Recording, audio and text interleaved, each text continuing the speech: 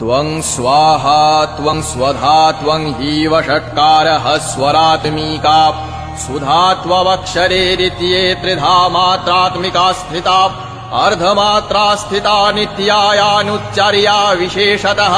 त्वमेव सा त्वं सावित्री त्वं देवजननी परा त्ववैव धार्यते सर्वं त्वयैतत् सृज्यते जगत् त्वयैतत् पाल्यते देवी त्वमत्स्यन्ते च सर्वदा विसृष्टौ सृष्टिरूपा त्वं स्थितिरूपा च पालने तथा संहृतिरूपान्ते जगतोऽस्य जगन्मये महाविद्या महामाया महामेधा महास्मृतिः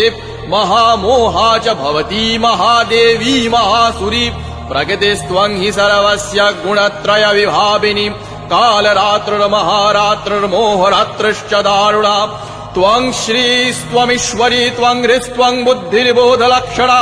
लज्जा